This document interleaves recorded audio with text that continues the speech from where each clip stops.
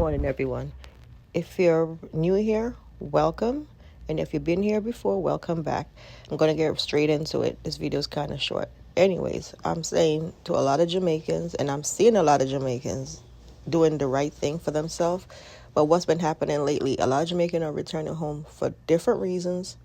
But one of the main reasons, they realized that they were sold the American dream, which really wasn't a dream. It was actually them leaving paradise, coming to America, to a world of work, pain, yes, and sorrows. A lot of them left their homes, sold their homes. Some of them rented and were smart enough to rent their home and still have it in Jamaica. But some of them did sell their home, sell their car, sell everything to get here.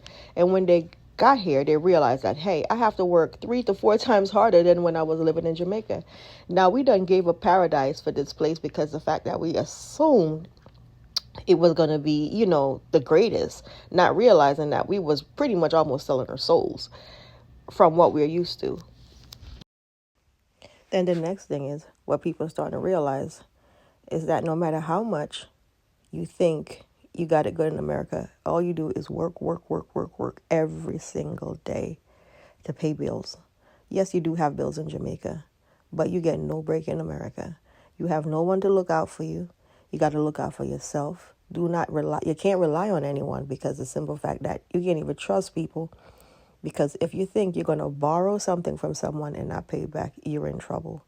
Then not only that, when you get up and you do visit back Jamaica, you see that people are surviving. They're surviving just like they was living in America, have their fancy cars, their nice homes, and they're living good. So sometimes people are looking at it like, why did I give up my home? Okay, I understand. A lot of people had to that lived in the ghetto and the rural areas that was not able to live a certain kind of lifestyle. So they felt like if they went to America, they was going to have the opportunity sometimes to go back and build a nice home, buy a nice car or whatever. Yes, that's true for some that actually come and don't lose sight of what they really wanted to get out of America. If you left Jamaica to come to America to get something and you did it, good for you, because some people just don't. A lot of them got lost where they forgot that I was supposed to come to this country, work, save, build my home, buy my car, save some money, in the bank and be able to do something for myself. If it was a business, they had a business plan or something. Some of them just throw it all away. They get here to see the limelight, the glitz and the glam, and everybody start running around, forget about what they really wanted, and their priorities change. Sometimes they come and they get a family, or they did come with a family, and by the family growing, you kind of lose track of what your goals really are, for yourself. Sometimes they're married in a different, married to American, married to Canadian, and they lose sight of what they wanted for themselves. And it happens to a lot of us.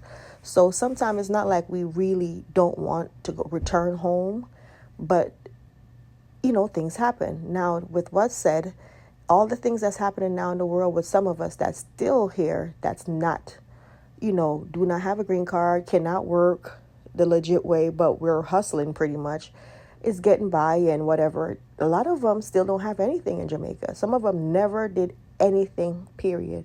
So imagine you're sitting there now and you're trying to figure out, what if this happened to me? What are you going back home to? What are you going to go home to? Nothing, because you done lost track of time and forgot, hey, I did not invest in myself. Don't mention family, because even if you sent money to family here and there, that does not mean nothing. That don't mean they're going to look out for you when you land on that ground if you was to get pushed back home or deported. A lot of the times we thinking because you buy them a little clothes or you send a couple barrel here and there, you're going to feel like, oh, them are going to help me. They're not. Trust me. If they love you, if people love you enough, yes, they will help you. And that's just the way it is. That's all that matters. It's not what you give them, what you do for them. But majority of the Jamaicans that I do know, that's exactly what you're going to have to do, is to beg to get help when you get there, because some of them are bitter for the simple fact that you left and never step ground back in Jamaica. You never get up and look out for them, and they felt like, oh, you betrayed them or you abandoned them. And sometimes that's not the case, but they don't understand that you're having it just as hard as they have it in Jamaica, or harder, because when you get here, you have to pay them bills. And if you don't pay them bills, you're out literally outside in the cold. So a lot of the times people thinking that you have it good, you don't. And I get it, but this is it. This is all I have to say. If you have something building and you have a little money to invest, go ahead and get it done before you get pushed out of this country. I don't know what else to tell some of y'all, but y'all need to really look into yourself and realize that this place is not a nice place to talk about, oh, may I live my American dream, my American dream. American dream. This right here is about to hit the fan, and it's going to get a lot of us really running out of this place pretty soon. A lot are already smart enough to step foot, got 1 foot out already. Some of them is already fully out from here in Canada. A lot of people already gone to other countries to live, saying they're not living in America, but they're not going to go back to Jamaica either.